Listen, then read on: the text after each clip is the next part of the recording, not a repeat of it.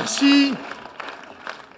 Ma chère Marine, mon cher Jordan, mon cher Éric Ciotti, mesdames et messieurs les députés, nous sommes aujourd'hui réunis dans une situation très particulière. Selon que vous serez puissant ou misérable, les jugements de cour vous rendront blanc ou noir. Et c'est vrai que, à quelques encablures de la réalisation de notre destin de gouverner la France, un certain nombre de pièges et de choses-trappes sont mis devant nous pour nous empêcher d'arriver aux affaires.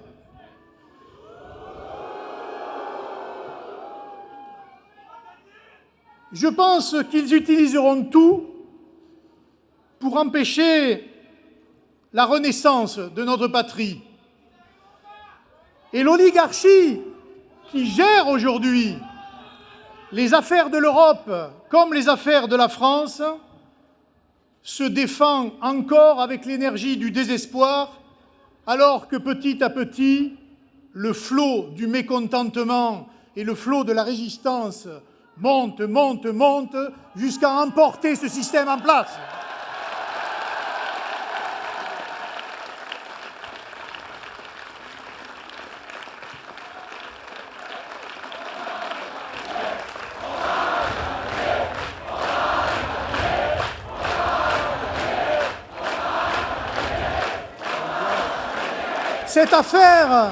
Cette affaire est d'abord une affaire de persécution de nos adversaires politiques, menée par l'ancien président socialiste du Parlement européen, M. Schulz, et bien relayée en France par la garde des Sceaux de François Hollande, Mme Taubira.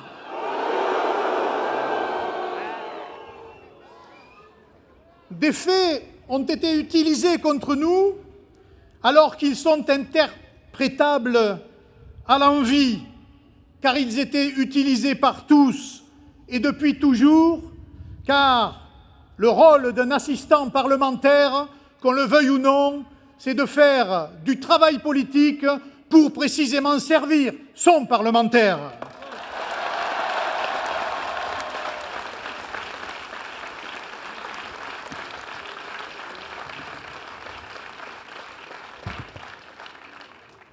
Aucun argent public n'a été détourné, contrairement à ce que j'ai pu lire. Aucun préjudice à l'égard du Parlement européen dans cette affaire, car les assistants parlementaires font partie du combat des parlementaires. C'est tellement vrai, mesdames et messieurs, que les textes sont tellement imprécis qu'ils ont été modifiés des dizaines de fois depuis le début de notre affaire des assistants en 2004, et qu'une version définitive du travail des assistants a été adoptée à la dernière législature européenne. C'est dire si tout ça était imprécis. De quoi parlons-nous? De 10 collaborateurs sur les 200 employés par le parti de 2004 à 2016. Nous ne parlons pas de 4 millions d'euros, comme je l'ai entendu dire, mais de 5% des dotations globales de l'ensemble de nos députés. Le discours sur le système, le fameux système, est une construction fictive pour nous condamner, alors que le seul et vrai système est celui qui nous fait la guerre pour détruire ce que nous représentons.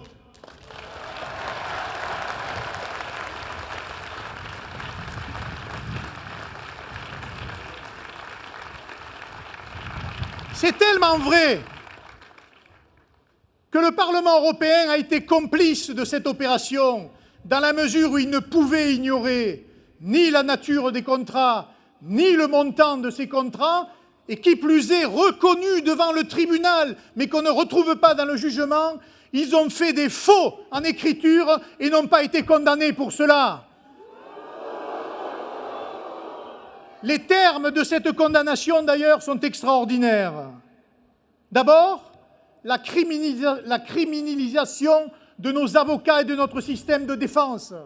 C'est-à-dire que nos avocats auraient dû arriver devant le tribunal et dire « Mes clients sont coupables, mesdames et messieurs, vous n'avez plus qu'à les juger ». Non, nous nous sommes défendus parce que nous pensons que nous avons raison sur le fond et sur l'interprétation que nous faisons des textes.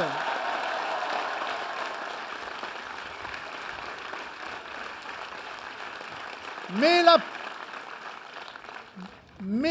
les magistrats sont allés au-delà en mettant en cause notre euroscepticisme et pointant, entre guillemets, le cynisme que nous aurions à combattre l'Europe de l'intérieur, notamment par ses assistants parlementaires. Mais, mesdames et messieurs, depuis 2005, c'est l'ensemble du peuple français qui ne veut plus de cette Europe-là.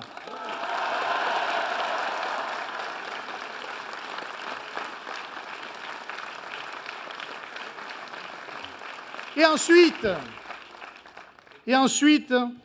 cerise sur le gâteau, c'est pour permettre la condamnation de Marine de flécher sa candidature à l'élection présidentielle, prétextant qu'une personnalité condamnée en première instance, oubliant l'appel et la cassation, ne devrait pas être candidate à une élection.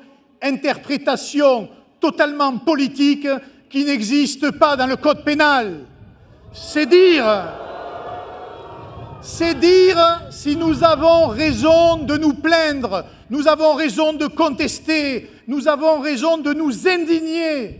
Car les droits de l'homme aussi, c'est de pouvoir s'indigner face à l'injustice d'une certaine justice. Alors,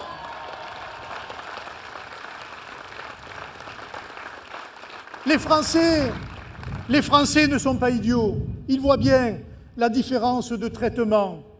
J'étais hier avec un magistrat qui me disait, en général, 2 ans de prison ferme et 2 ans avec sursis, c'est pour les gros trafiquants de drogue. Ils ont requis il n'y a pas longtemps, dans ma région, pour la saisie de 25 kilos de résine de cannabis, les mêmes peines que celles qu'on a mises à Marine Le Pen. Ce qui est extravagant. Tous les jours, on remet en liberté des gens dangereux pour notre société, qui commettent des délits et quelquefois des crimes, et qui pourtant passent à l'abri des décisions de justice et de ces décisions qui mettent justement en péril la démocratie quand elles concernent la souveraineté du peuple. Alors, cette injustice a même traversé les océans. Elle a permis aussi à nos amis européens de s'indigner avec nous, mais en Amérique, en Asie, en Afrique, beaucoup de mouvements politiques nous rejoignent dans cette indignation parce qu'ils voient bien que la justice est utilisée à des fins purement partisanes et politiques. La France, patrie des droits de l'homme, inquiète autant qu'elle surprend toutes les nations. Car on se demande aujourd'hui, mais que se passe-t-il en France? Après avoir interdit une chaîne de télévision, on tente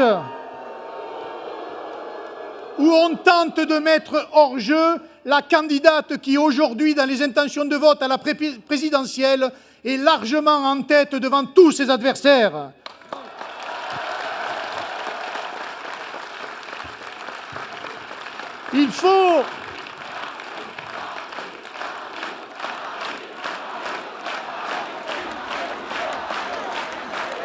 Il faut, mesdames et messieurs, remercier aussi un certain nombre de personnalités françaises, au-delà d'Éric Ciotti qui est présent. Mais je voudrais citer aussi, évidemment, Philippe de Villiers, Nicolas Dupont-Aignan, Éric Zemmour et Marion Maréchal.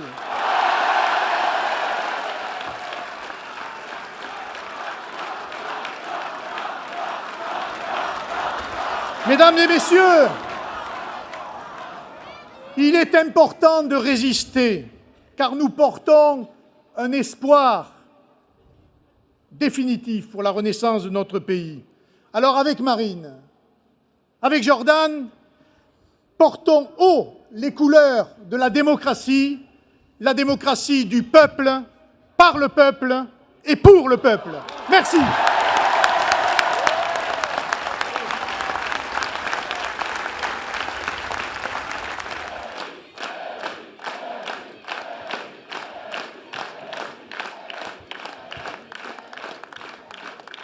Mes chers amis, nous sommes cet après-midi rassemblés à l'ombre, ou plutôt au soleil, du Dôme des Invalides, si chargé d'histoire pour notre nation. Vous êtes venus nombreux, très nombreux. Vous êtes venus au nom d'une exigence morale. Vous êtes venus au nom d'une exigence républicaine.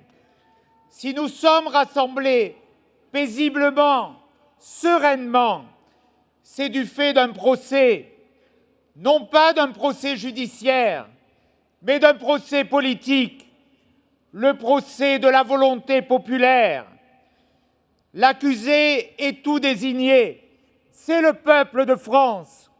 Oui, vous êtes rassemblés autour d'une tentative d'exécution, celle de la démocratie, celle du suffrage universel. Aujourd'hui, mes amis, vous êtes ce peuple de France que l'on accuse, que l'on méprise et surtout que l'on craint.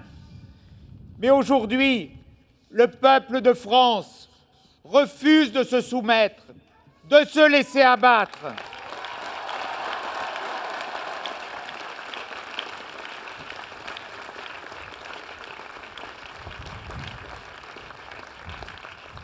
Ce peuple de France, il veut résister, il veut choisir tout simplement, librement son destin. Ce peuple de France, il est debout.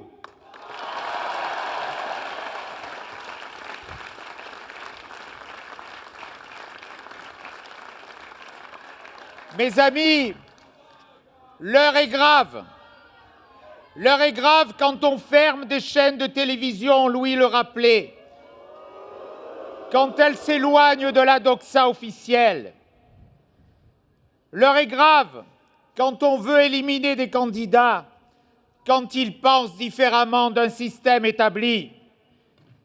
Désormais, on menace d'une peine de mort politique, celle qui incarne l'espoir de millions de Français. On menace la favorite de l'élection présidentielle, Marine Le Pen. Je veux dire, chère Marine, je veux te redire mon soutien et mon amitié.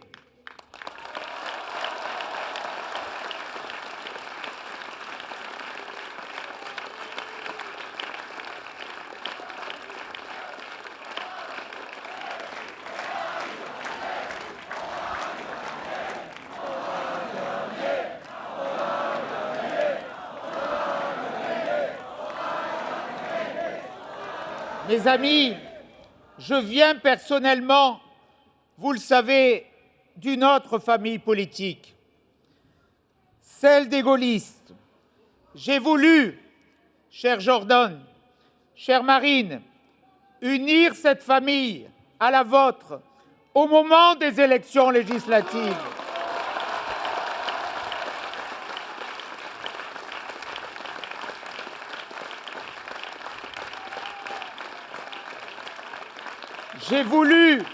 J'ai voulu briser ce ridicule front républicain. J'ai voulu couper ce honteux cordon sanitaire que certains avaient érigé pour masquer leur faiblesse et pour masquer ce qu'ils avaient coûté à notre nation. Je veux vous dire, chère Marine, cher Jordan, combien je suis fier de ce choix et de cette alliance.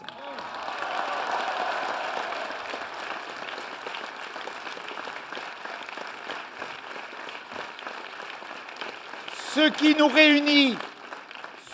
réunit et nous rassemble, c'est d'abord l'amour infini de la France. Mes amis, j'ai déjà subi comme ma famille politique, comme nous, quelque part, le destin confisqué de la démocratie française en 2017 avec François Fillon.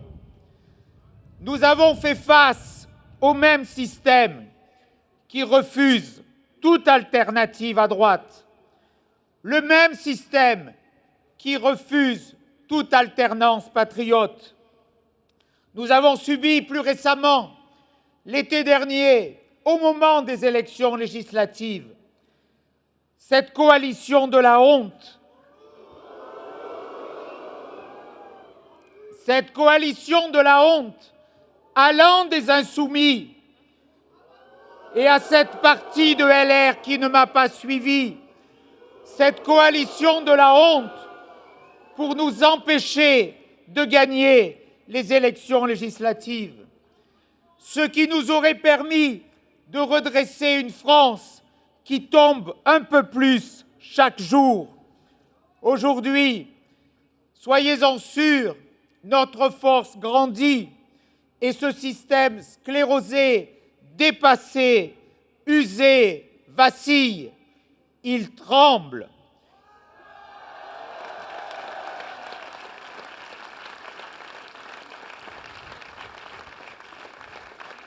Il a peur d'une alternance qui libérera la France de la médiocrité impuissante, celle de la dette, celle des impôts, celle de l'immigration de masse, celle de la violence dans la rue.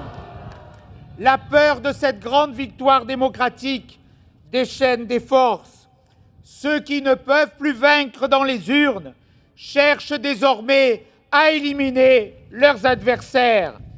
Pour détourner le destin démocratique, on impose une procédure d'exception contraire à tous nos principes juridiques et au premier rang d'entre eux, le droit à l'éligibilité garanti à tout citoyen par l'article 6 de la Déclaration des droits de l'homme de 1789.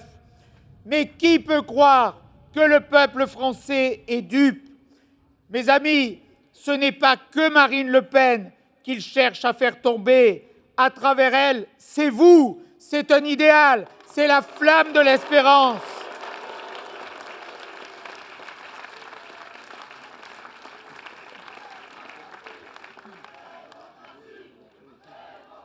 C'est l'idée même qu'un jour, le peuple puisse reprendre le pouvoir. Ils veulent nous empêcher de gagner par tous les moyens, quitte à inventer une notion juridique inconnue dans tous les textes et dans toutes les jurisprudences, le trouble à l'ordre public démocratique. Quelle belle fable! Pour eux, vous êtes un trouble. Pour eux, le trouble serait que Marine Le Pen gagne l'élection présidentielle. Eh bien, je vous le dis, nous mettrons en échec leurs sombres desseins. Non, vous n'êtes pas des sous-citoyens. Non, vous n'avez pas à rougir de vos convictions. Non, vous n'êtes ni descendants ni des sans-grades. S'ils veulent vous faire taire, c'est parce que tout simplement, vous êtes la France.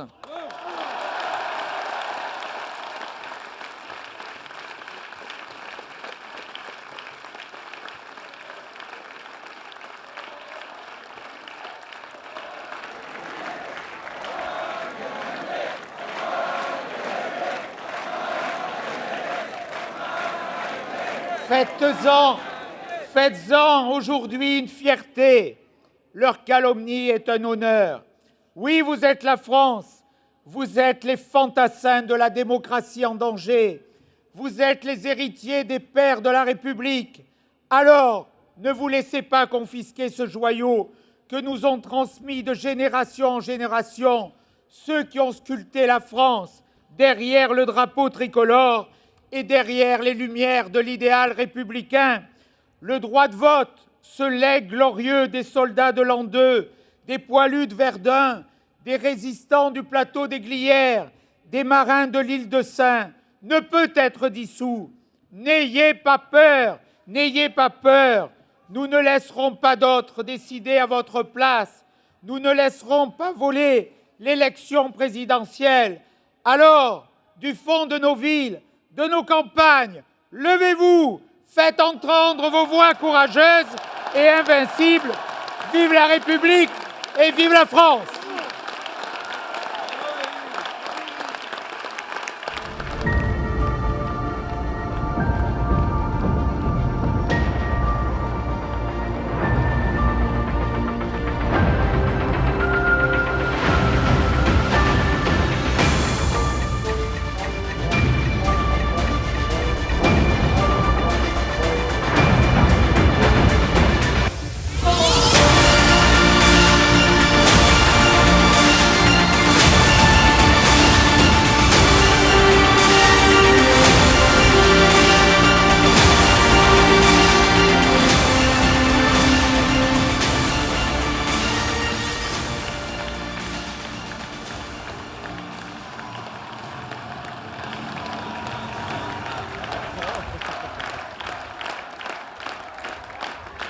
Merci mes amis.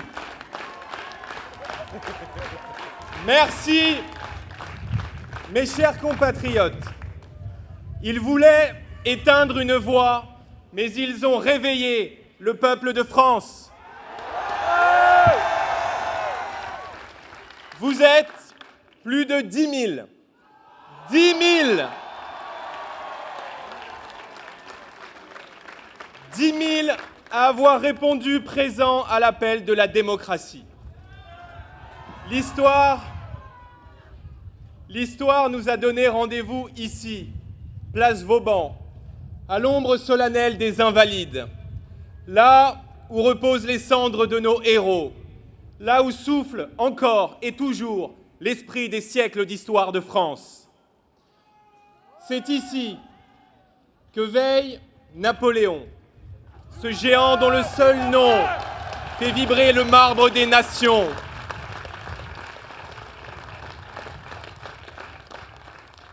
Ici même, mes amis, que le général de Gaulle, dressé contre l'abandon et la résignation, nous rappela que la France ne s'incline jamais et que la France se relève toujours.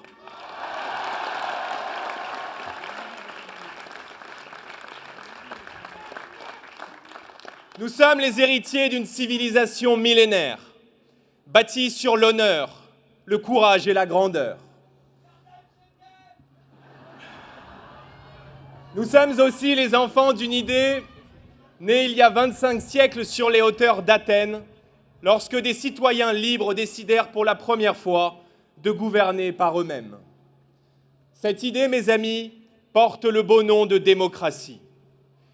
Au fil des siècles, et jusqu'à aujourd'hui, nous l'avons faite nôtre. La Ve République est celle qui a gravé dans le marbre de la Constitution le droit pour tous les Français de choisir librement, sans entrave, sans intermédiaire, celui ou celle qui préside aux destinées de la France.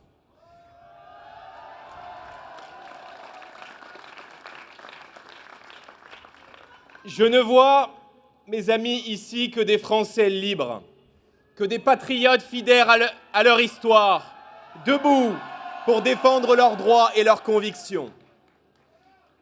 À quelques kilomètres d'ici, l'extrême gauche s'est donné rendez-vous pour piétiner cet héritage.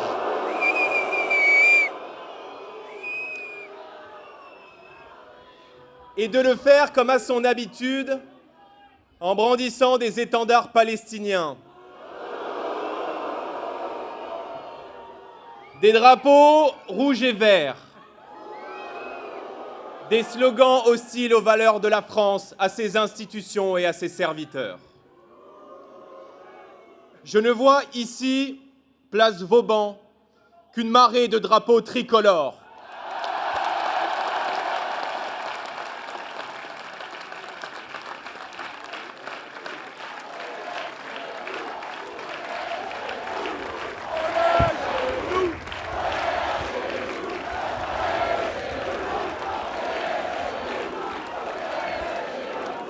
Et c'est la meilleure réponse que vous pouviez offrir à ceux qui souhaitent votre démobilisation. Si nous sommes tous rassemblés aujourd'hui, c'est parce que nous vivons un instant d'une particulière gravité. Le 31 mars 2025 restera une date sombre dans l'histoire de France. Cette décision judiciaire injuste et scandaleuse prononcée contre Marine et visant à l'éliminer de la course à la présidentielle est d'abord une attaque directe contre la démocratie, une blessure pour des millions de Français patriotes. Cette décision, mes amis, disons-le, a choqué. Choqué au point d'être contestée par une grande partie de nos opposants politiques, par des spécialistes reconnus du droit et même par des dirigeants hors de nos frontières. Dans une justification grossière et militante, inédite en droit, des juges ont estimé que la candidature de Marine représentait, je cite, « un trouble à l'ordre public démocratique ». Rendez-vous compte, mes amis, le même système judiciaire qui laisse les OQTF libres de briser des vies, le même système judiciaire qui laisse en liberté des délinquants récidivistes a estimé que la candidature de Marine Le Pen constituait un trouble à l'ordre public démocratique. Ce n'est pas seulement absurde et révoltant. C'est une provocation face à laquelle il nous appartient de défendre notre honneur et de défendre jusqu'au bout notre innocence.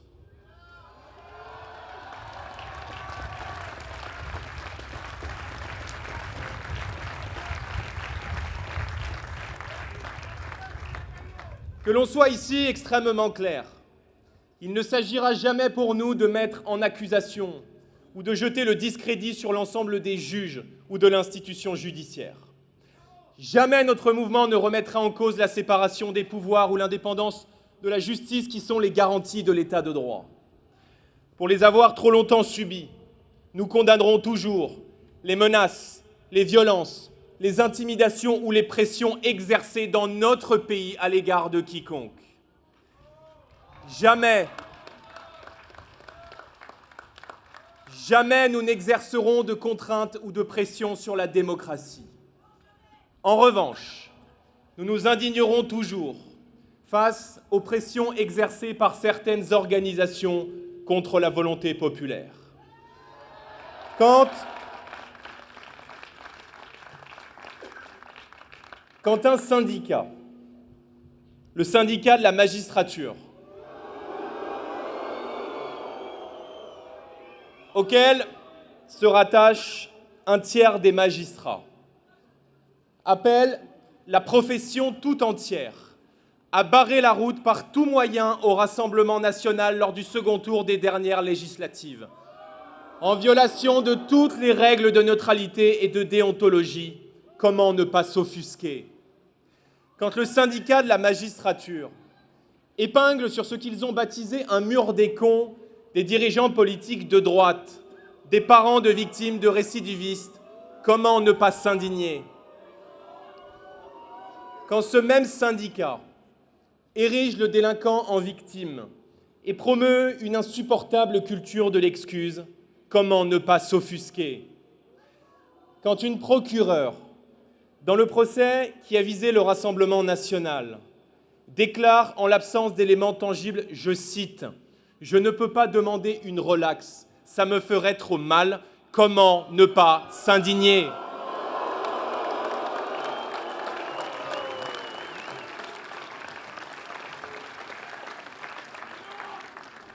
Dans cette affaire, mes amis, ce n'est pas seulement Marine Le Pen qui est injustement condamnée. C'est la démocratie française qui est exécutée sur une simple décision de justice, presque sans aucun recours possible. Avec cette décision, ils ne cherchent pas seulement à interdire Marine d'être candidate. Ils veulent vous priver de votre voix et de votre liberté de choix. Avec cette décision, ils cherchent à réduire au silence, à effacer du paysage toute une partie de la France avec la même brutalité, avec le même mépris qu'aux dernières élections législatives lorsqu'ils ont déployé de basses manœuvres indignes pour nous empêcher de gouverner. Plus de 13 millions de Français fiers, qui travaillent, qui respectent les règles, seraient ainsi bafoués dans leur droit de choisir. Alors que le Rassemblement national est donné en tête chez les ouvriers, chez les employés, chez les chefs d'entreprise, chez les policiers, chez les agriculteurs, alors qu'il convainc chaque jour davantage tous ces Français qui font tourner le pays, tous ces Français sans qui la société ne peut plus fonctionner, n'auraient plus voix au chapitre. Quelle valeur, mes amis, quelle valeur aurait alors notre devise républicaine? Liberté, égalité, fraternité, si toute une partie de la communauté nationale était mise de côté, condamnée à se taire. Alors, nous n'acceptons pas que la France, que l'un des foyers européens de la démocratie moderne, vive un tel affaissement démocratique. Dans quelle démocratie digne de ce nom, le pouvoir peut-il fermer la première chaîne de télévision de la TNT en cédant à une chasse à l'homme lancée par la gauche? Dans quelle démocratie digne de ce nom on cherche à mettre à mort financièrement le premier parti de France? Dans quelle démocratie digne de ce nom on interdit à la chef de l'opposition de se présenter à l'élection suprême?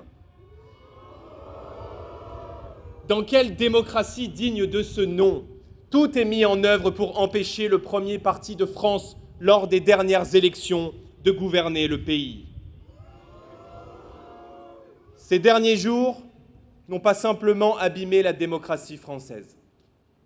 Ils ont aussi, je le crois, discrédité la voix et dégradé l'image de la France en Europe, comme partout dans le monde. Avant de donner des leçons de droits de l'homme, avant de donner des leçons de valeurs, il faut d'abord être capable de les porter et de les incarner soi-même.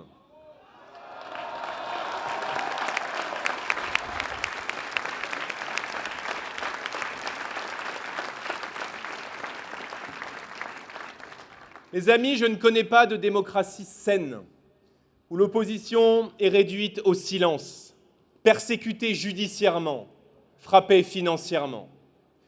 La démocratie, c'est le pouvoir du peuple, par le peuple et pour le peuple.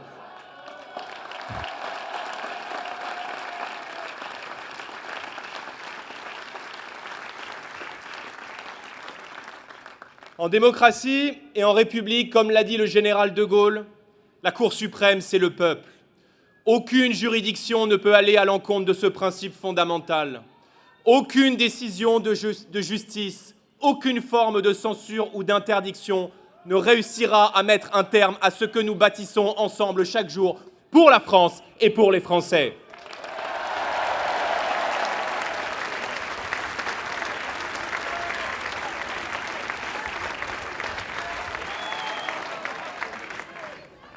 Mes amis,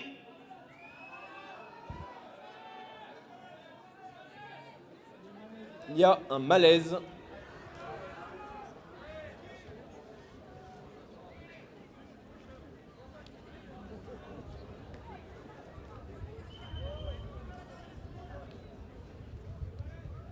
Mes amis, jamais autant de Français n'ont placé leur confiance, leur voix et leur espoir sur les épaules du Rassemblement national. Jamais, jamais dans l'histoire nous n'avons compté autant d'adhérents, de militants, d'élus, de soutiens dans tout le pays.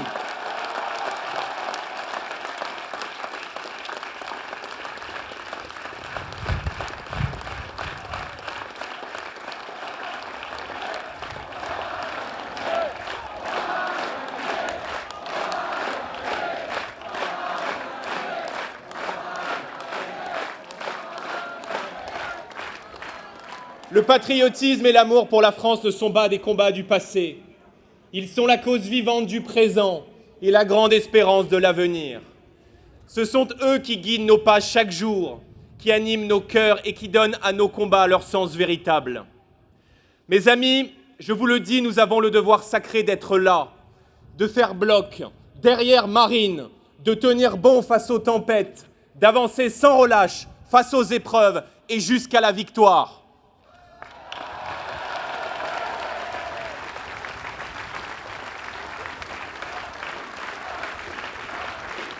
Nous avons, mes amis, l'impérieuse responsabilité de ne jamais reculer, de ne jamais abandonner, car nous incarnons cette France fière, cette France enracinée, cette France déterminée à reconquérir sa souveraineté, à défendre son identité, à préserver son unité.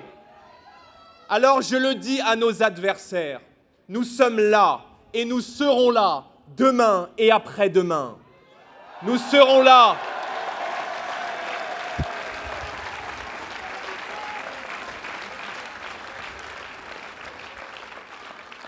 Nous serons là aux côtés de tous les Français, frappés par l'urgence sociale de la fin du mois, inquiets pour leurs valeurs et pour leur sécurité, mais toujours debout, fiers, déterminés, prêts à écrire une nouvelle page glorieuse de notre histoire.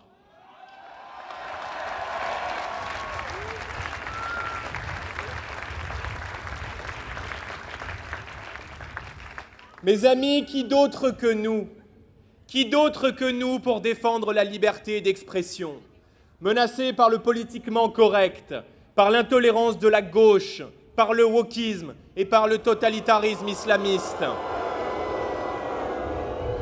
Qui d'autre que nous pour déclencher ce grand référendum sur l'immigration qui permettra aux Français de reprendre le contrôle du pays et à la France de rester la France?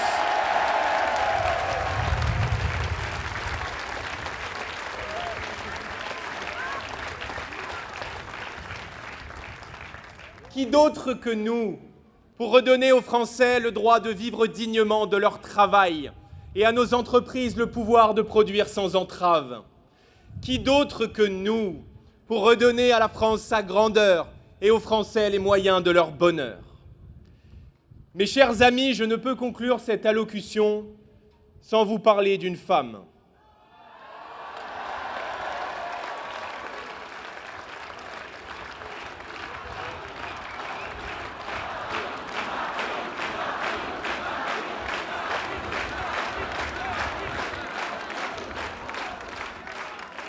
Une femme qui rassemble aujourd'hui dans le cœur de Paris tous les Français debout pour la justice et pour la démocratie. Je me souviens d'un soir de février 2012. La France était alors en pleine campagne présidentielle. Lors d'un débat à la télévision, j'ai adhéré aux paroles et aux convictions d'une femme qui osait parler différemment de toute la classe politique. J'ai vu en elle une battante. J'ai vu en elle une femme habitée par l'amour des Français, par le souci de leur quotidien et par-dessus tout par la dignité du drapeau tricolore.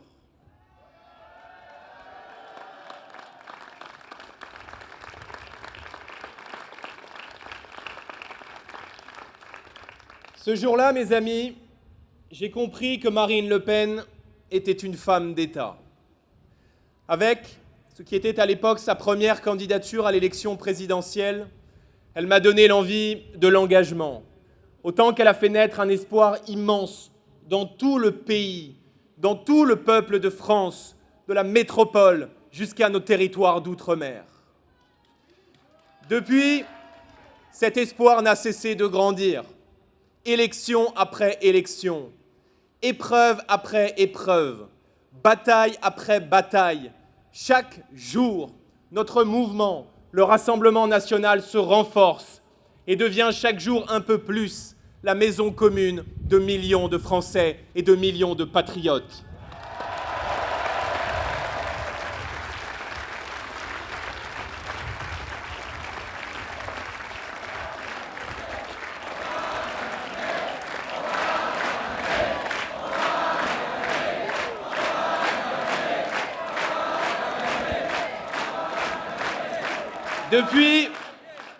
Depuis, vous avez toujours pu compter sur elle, sur sa pugnacité, sur son honnêteté, sur son énergie et par-dessus tout, sur sa solidité.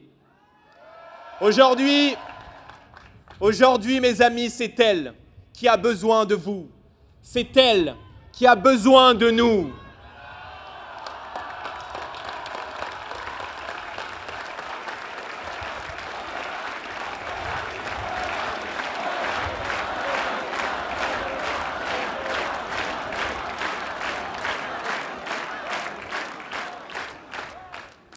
Elle pourra tout d'abord compter sur moi. Et je veux lui redire solennellement aujourd'hui. Plus que jamais, le duo que nous avons formé repose sur la confiance, le respect, le partage de convictions profondes.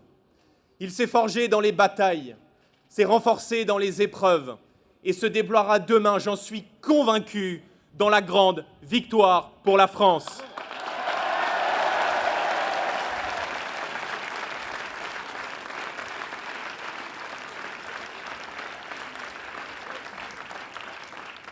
J'ai aussi la certitude, mes chers compatriotes, qu'elle pourra compter sur vous. Alors je ne vous demande qu'une chose, aidez-la. Aidez-la face à l'injustice. Aidez-la en poursuivant la mobilisation à nos côtés. Aidez-la en amplifiant la vague patriote partout en France. Rejoignez-nous. Adhérer au Rassemblement national, c'est résister.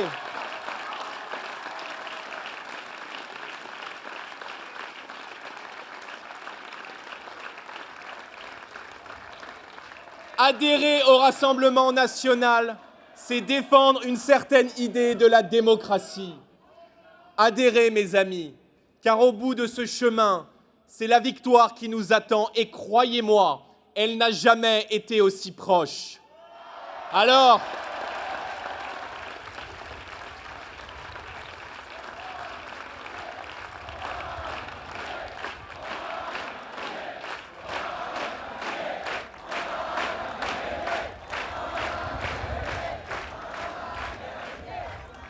je vous le demande, soyez dignes de la France, de ses valeurs, de son esprit frondeur et de sa grandeur millénaire.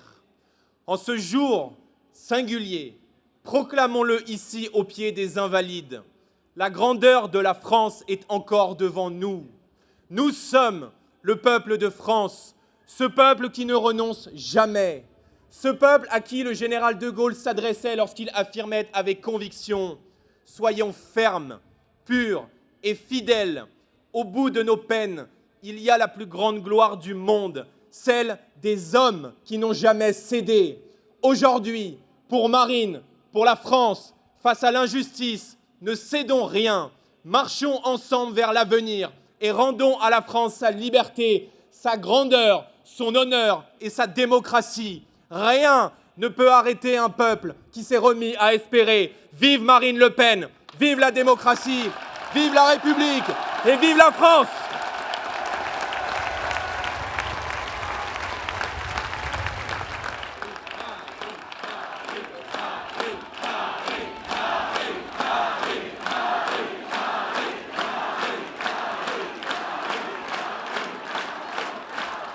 Mes chers amis, comment vous exprimer ma gratitude pour le formidable sursaut populaire en faveur de la démocratie et du droit que vous incarnez partout en France et dont votre présence nombreuse et fervente témoigne aujourd'hui.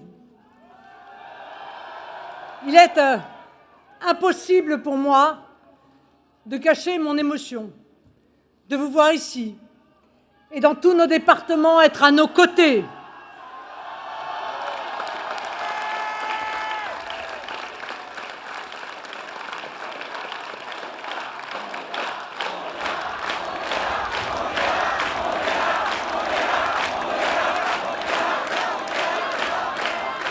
Et merci d'être là, merci d'être à nos côtés pour défendre ce que cette décision a foulé aux pieds et auquel je tiens par-dessus tout, mon peuple, mon pays et mon honneur.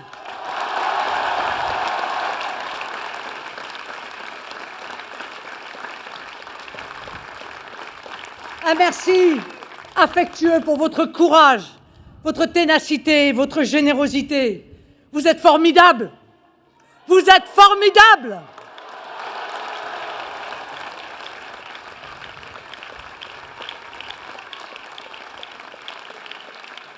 Merci aussi à Louis, Éric et Jordan pour leurs paroles puissantes et amicales, pour leur énergie et pour leur force de conviction au moment où nous sommes engagés dans ce combat essentiel pour la vérité et la justice. Ce combat également pour l'honneur de notre mouvement et les libertés démocratiques des Français.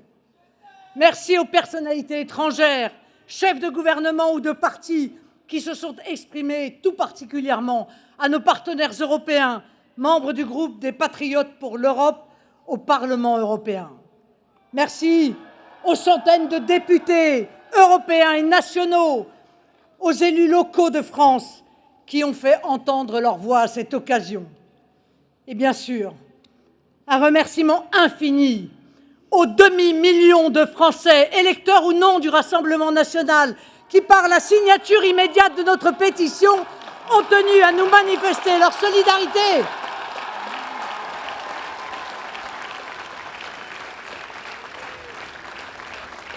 Vos soutiens, vos messages, vos ralliements nous font chaud au cœur. Ils sont pour nous, ils sont pour moi, évidemment, une raison supplémentaire de ne rien lâcher. Et que chacun soit rassuré, je ne lâcherai rien.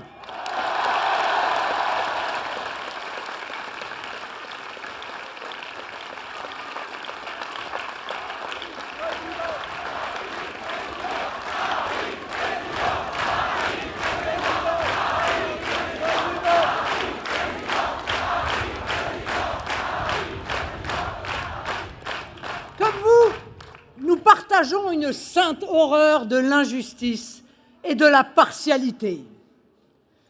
Nous ne pouvons que nous comprendre, vous le peuple de France, qui subissez chaque jour votre lot de dénigrement, de mépris, d'injustice. Vous livrez à toutes les insécurités sociales, physiques, maltraités dans votre propre pays, niés dans votre culture et dans votre identité. Vous restez pourtant irréductible et convaincu que le découragement, la soumission n'est pas envisageable, que le combat doit être mené. Ce qui nous unit, mes amis, c'est l'amour de la France, c'est l'amour de notre peuple, mais c'est aussi l'idée que nous nous faisons de ce qui est vrai et juste. C'est là le sens de notre engagement, l'âme de notre combat, tout ce qui construit nos convictions, forge notre détermination et conduit notre action. Comme vous, mes amis, nous sommes de ceux qui ne se résignent pas, qui ne s'inclinent pas, qui n'abdiquent pas.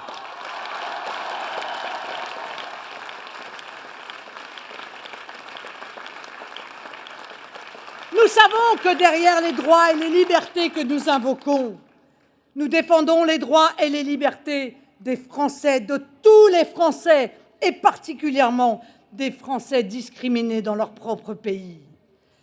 C'est pourquoi nous croyons dans la politique, parce qu'elle peut, parce qu'elle doit combattre l'injustice, changer la vie, mais aussi affronter les forces du système dont le seul projet est de se maintenir, quel qu'en soit le prix, quelle que soit la bassesse des moyens mis en œuvre pour y parvenir.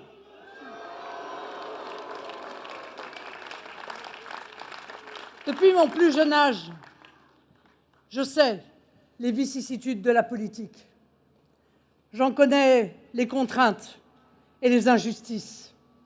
J'en connais la brutalité et même la violence. Je connais les blessures, mais je ne connais pas l'abandon. Je connais les souffrances qu'elle engendre, mais je ne connais pas le désespoir. Je connais l'outrage, mais je ne connais pas le renoncement. Comme opposants, nous avons appris très vite que le combat judiciaire qui pourrait être mené contre nous faisait partie intégrante du combat politique. Sur le long chemin qui conduit aux responsabilités, nous avons eu à subir tant de mensonges, tant de calomnies, tant de coups bas et d'attaques, tant de mauvais procès qu'il nous a fallu déjouer. Tant auraient renoncé à notre place. Mais nous sommes toujours là. Et bien là,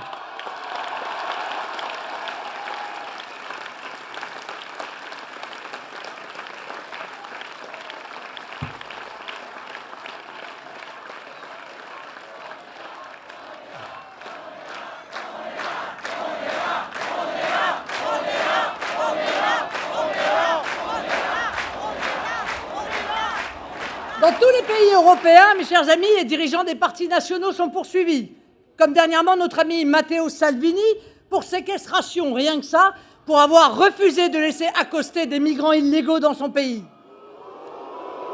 Des candidats gênants sont interdits de concourir, comme en Roumanie. Beaucoup d'autres, d'ailleurs, sont victimes de campagnes de diffamation d'État sans pouvoir se défendre juridiquement. Comme vous, comme tous les militants, cadres et élus de notre mouvement, je ne me suis jamais battu pour moi-même, pas pour des avantages ou des honneurs. Que vaut notre sort personnel par rapport à la cause que nous défendons? Que vaut notre confort de vie quand c'est l'existence même de la France dont il s'agit? Vous savez, en politique, et surtout dans l'opposition, les couronnes sont davantage faites d'épines que de lauriers.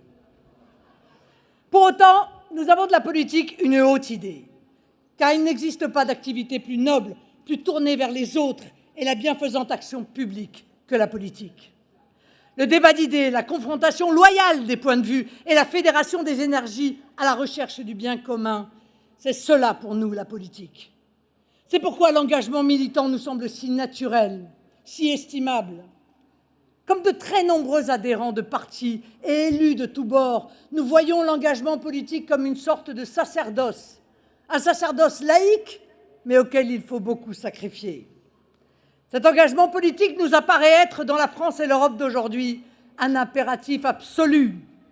Quand le pays s'affaisse et perd sa souveraineté, quand le peuple souffre, quand l'avenir collectif semble incertain, alors l'engagement n'est pas seulement une nécessité, c'est un devoir. Je continue à croire que la politique n'est pas ce que certains voudraient en faire, y compris avec des apparences légales et prétendument respectables. Un jeu pervers de persécution des opposants, de criminalisation des adversaires, la volonté de ruiner les partis d'opposition avec un seul objectif, garder le pouvoir alors que l'on mène le pays à la ruine et au chaos. Et parce que l'activité politique est respectable et noble, elle doit être aussi respectée. Les élus ne sont pas des trophées de tableaux de chasse qu'il faudrait accrocher sur je ne sais quel mur des cons. Il en va de la liberté politique dans le pays et donc de la conduite démocratique des affaires publiques. Il ne serait guère rassurant pour notre société que derrière la chasse à l'homme politique se cache l'objectif de dissuader les vocations à l'engagement public. Et c'est pourtant ce qui se profile dans notre pays, qui est confronté aujourd'hui à une très grave crise de l'engagement politique que vous faites heureusement mentir. Alors, on peut s'interroger, à part pour en faire des trophées sur un tableau de chasse, pourquoi ajouter l'humiliation aux poursuites? Je pense à cet ancien président de la République que nous avons pourtant largement combattu et contre lequel est requis la perte de ses droits familiaux ou cette année qui est dans l'œil de ses opposants que la poutre qui est dans celui de ses soutiens et même de ses membres ou dirigeants les plus haut placés. Des affaires récentes de lourde corruption en témoignent d'ailleurs. Le Qatargate, WeWhy, des affaires pour lesquelles l'OLAF, cet organisme totalitaire de la Commission européenne, a préféré regarder ailleurs. Ce service de police interne au Parlement européen, dont le fonctionnement et les pratiques sont contraires à tous les principes de droit, critiqué d'ailleurs à maintes reprises dans des rapports parlementaires notamment, concentre sa malsaine énergie à monter des dossiers contre les États, contre les fonctionnaires, cher Fabrice Légéry, tu sais de quoi je parle, ou les personnalités qui osent s'opposer à la brutalité autoritaire de l'Union européenne. Nous étions, dès le départ, vous le voyez, très éloignés des motivations de droit et d'une démarche judiciaire exempte de partialité politique. Je n'hésite pas à souligner la dimension politique dans le procès qui nous est fait. Car comme pour d'autres, ce qui aurait dû ne rester qu'un simple différend administratif avec les services du Parlement européen s'est transformé en incrimination la plus sévère et la plus infamante possible. Et si l'origine de ce procès fut politique, l'audience, d'une partialité affolante, le fut également, tout comme l'instruction confiée à une magistrate du syndicat de la magistrature, tout comme le réquisitoire, dont j'ai tout de même la cruauté de rappeler, comme l'a rappelé Jordan, que démuni de toute preuve de charge dans un des aspects du dossier, le parquet a avoué. Malgré cela, je ne me résous pas à demander la relaxe, ça me ferait trop mal. Et enfin, bien sûr, le jugement, dont l'argumentation a presque fait l'unanimité contre elle des juristes sérieux. C'est pourquoi il faut arrêter de nous reprocher de critiquer une décision de justice. Ce n'est pas une décision de justice, c'est une décision politique.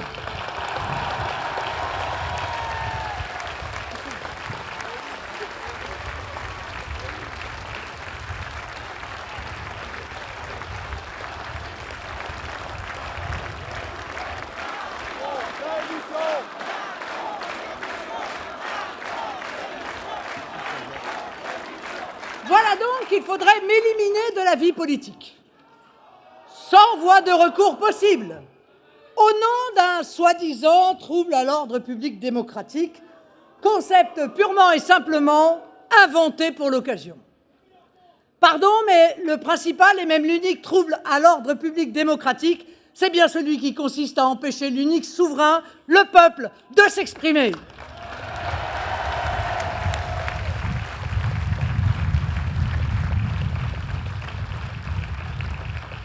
C'est pourquoi j'affirme que cette décision politique a non seulement bafoué l'état de droit, mais aussi l'état de démocratie.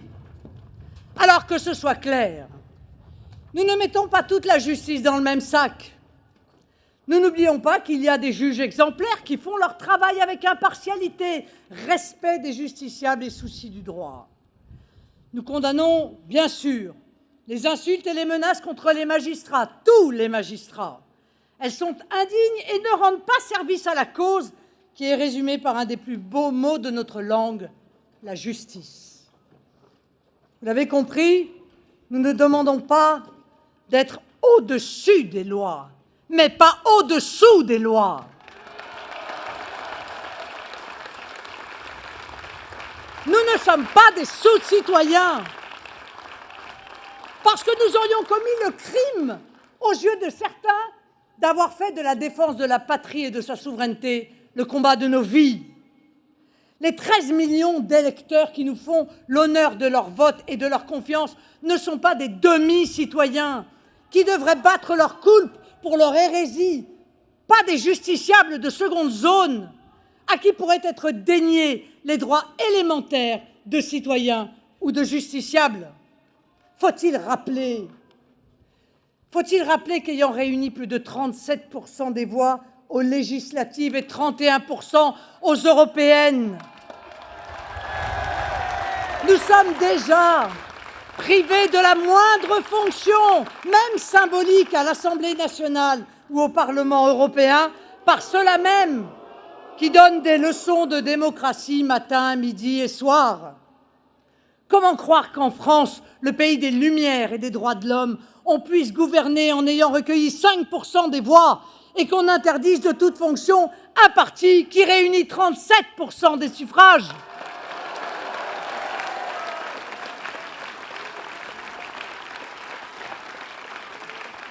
Dans ces conditions, je le dis, notre combat est aussi un combat pour les droits civiques.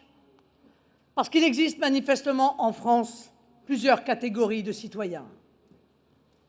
Imaginez, mes amis, que certains esprits chagrins et intolérants se sont même offusqués que nous puissions nous réunir aujourd'hui sur cette place, dans la capitale de notre pays, comme si le droit de réunion devait aussi nous être retiré. Les mêmes, d'ailleurs, qui ne trouvent rien de scandaleux à manifester avec violence contre le résultat des élections. Eh bien, ils nous reprochent, avec des arguments aussi grossiers qu'outrageants, aussi excessifs que ridicules, de faire un meeting de soutien à la démocratie et d'exprimer notre indignation quand sont violés aussi évidemment les principes fondateurs de notre État de droit.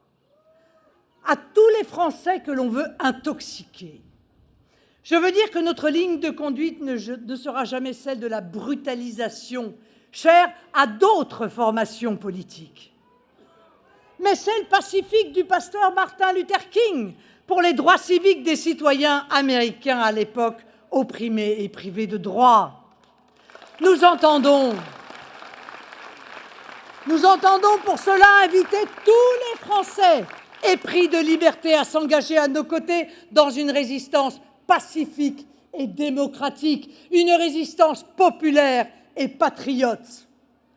Nous allons continuer à lutter, comme nous le faisons, dans la discipline et la dignité, malgré les provocations qui ne manqueront pas d'intervenir et auxquelles, au désespoir de nos opposants, nous ne céderons pas.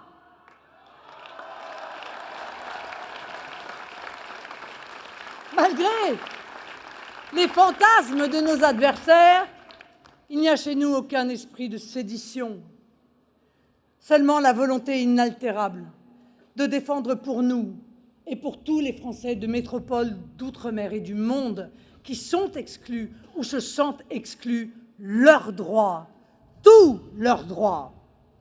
C'est justement parce que nous sommes attachés à l'état de droit que nous nous insurgeons contre son dévoiement, son instrumentalisation, non par les juges, mais par des juges qui ont décidé de faire de nos institutions les plus sacrées l'outil de leur idéologie avec un sentiment de toute puissance.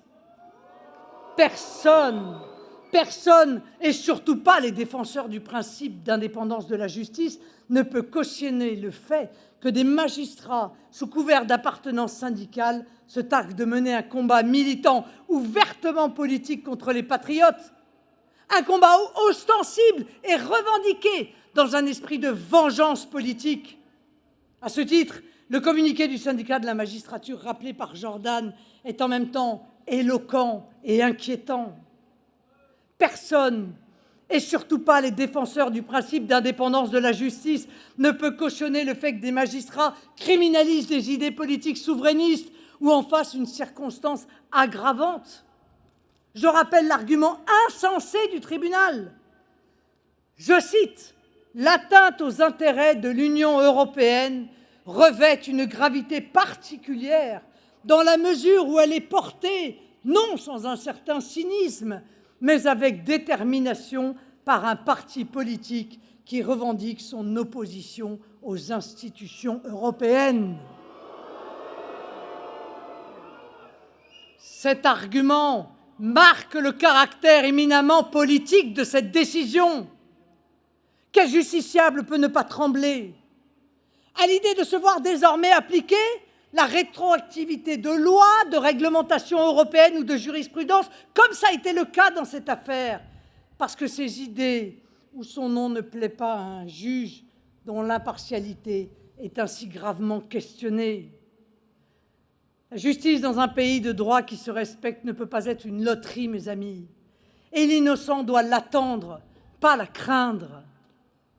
Pas davantage, les juges ne sont des législateurs qui se substitueraient aux représentants du peuple démocratiquement élus. Chacun doit être à sa place. Et nous devons rappeler que le judiciaire n'est pas un pouvoir, mais une autorité. Qui peut justifier qu'étant présumés innocents, en ayant interjeté appel, nous puissions être malgré tout rendus inéligibles par le bon vouloir d'une décision dont les plus acharnés de nos adversaires peinent à justifier l'argumentation juridique de façade. Pire, que le droit à un recours effectif soit présenté dans cette décision pénale comme un privilège dont nous devrions être privés alors qu'il est au contraire la quintessence du droit dans une démocratie mature. Qui peut se satisfaire que la France enterre le principe de double degré de juridiction, qui est une garantie faisant partie des droits fondamentaux de tout justiciable dans un État de droit? Ce principe se fonde sur la conviction raisonnable que des juges peuvent se tromper. Et c'est si vrai que près de la moitié des décisions de première instance sont réformées ou modifiées en appel. Qui peut enfin accepter l'effacement de notre modèle de justice dont nous étions, à juste titre, si fiers, et dont je rappelle qu'elle reconnaît aux prévenus 2 droits inaliénables: le droit de se défendre, le droit de disposer d'une instruction à charge, mais aussi à décharge, c'est-à-dire une procédure contradictoire qui recherche la vérité et non un système qui cherche à vous faire reconnaître par la menace de peine aggravée des incriminations dont vous êtes innocent.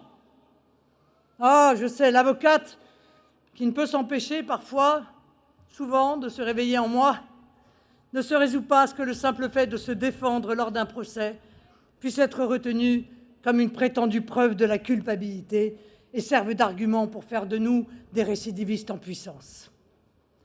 Cela n'est pas la justice, ça s'appelle la chasse aux sorcières. Je ne peux me résoudre non plus à voir l'indispensable sérénité de la justice mise à mal par un jeu trouble de certains magistrats avec les médias. Comme si la justice pouvait être un levier d'un combat médiatique contre les politiques. Et ce jeu trouble, il est allé jusqu'à adresser le jugement complet aux médias le soir même du délibéré, alors que nos avocats, nous, ne l'ont eu que le lendemain. Ah, vous l'avez compris. Nous ne contestons pas la justice, mais demandons que ces dévoiements indignes d'une démocratie cessent. Dans cette incroyable inversion accusatoire, ce serait nous qui serions un danger pour la démocratie et l'état de droit. Je le dis et le redis solennellement ici. C'est nous qui sommes les plus fervents défenseurs, les plus ardents protecteurs de la démocratie et de l'état de droit.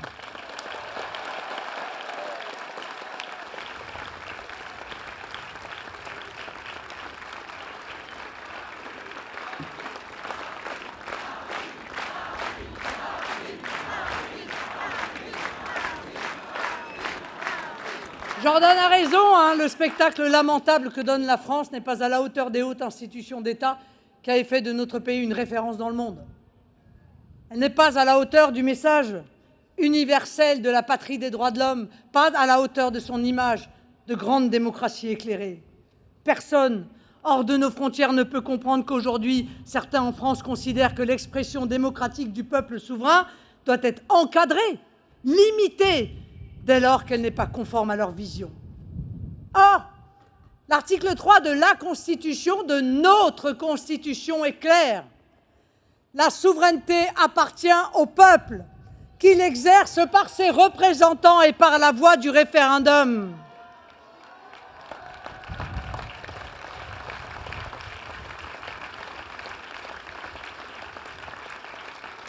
On oublie souvent l'alinéa 2. Aucune section du peuple ni aucun individu ne peut s'en attribuer l'exercice. Ce rappel fondamental de notre Constitution est salutaire face à ceux qui considèrent, je cite, le peuple souverain comme une menace pour l'ordre public démocratique.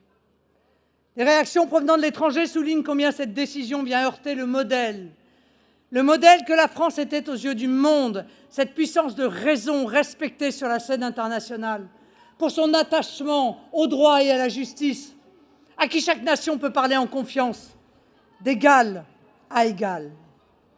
Toute la presse internationale, quelle que soit sa sensibilité politique, a exprimé son trouble, voire son indignation à la suite de la décision du lundi 31 mars 2025, y compris même le très consensuel The Economist. Mais au-delà de nous, au-delà de moi, ce que nous défendons aujourd'hui et dans les mois qui viennent, c'est la liberté de tous, l'état de droit pour tous, l'égalité de traitement pour tous.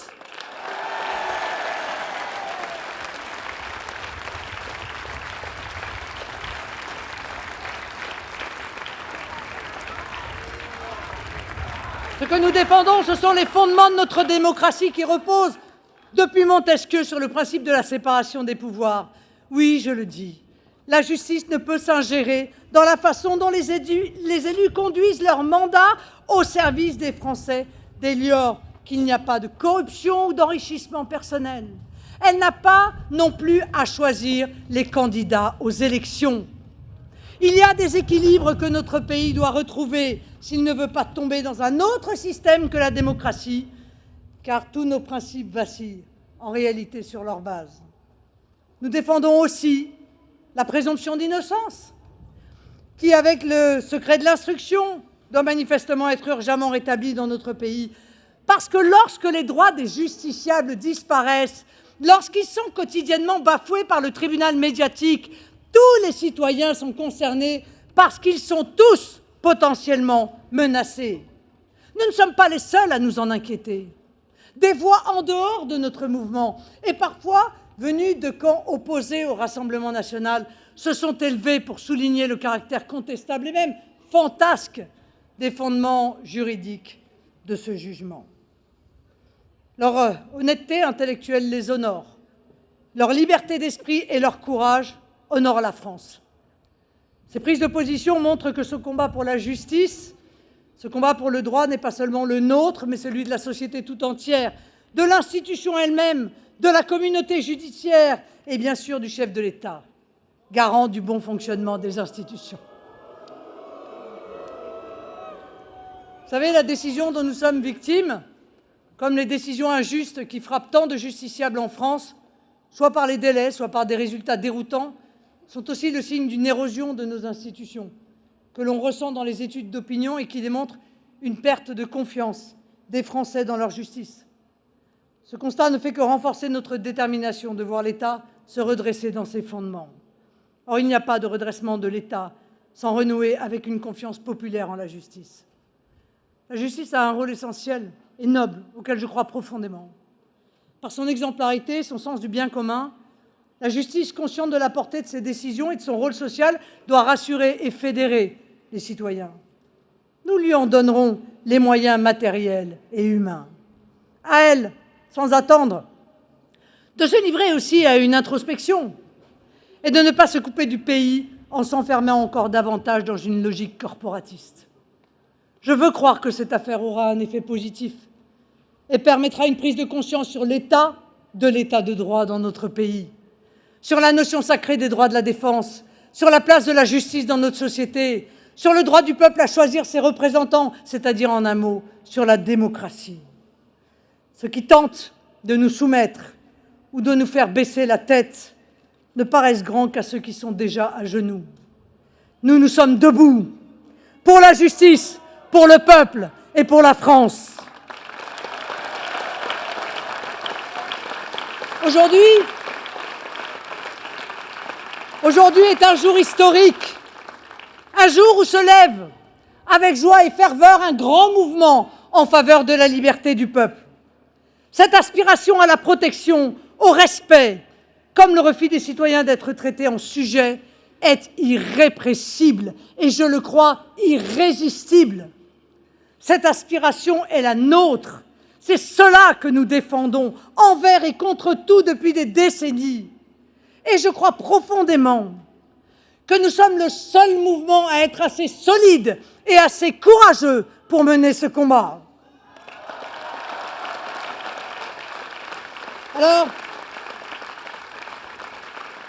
Alors, mes amis, n'oubliez jamais les raisons pour lesquelles ils nous attaquent si durement, avec tant de déloyauté.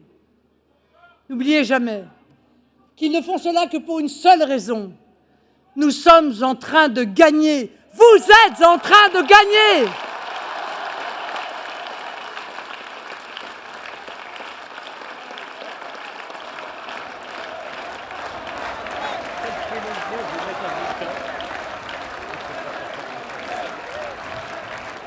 N'oubliez jamais qu'ils sont pleinement conscients de l'immense vague que constituent d'élection en élection vos millions de bulletins de vote.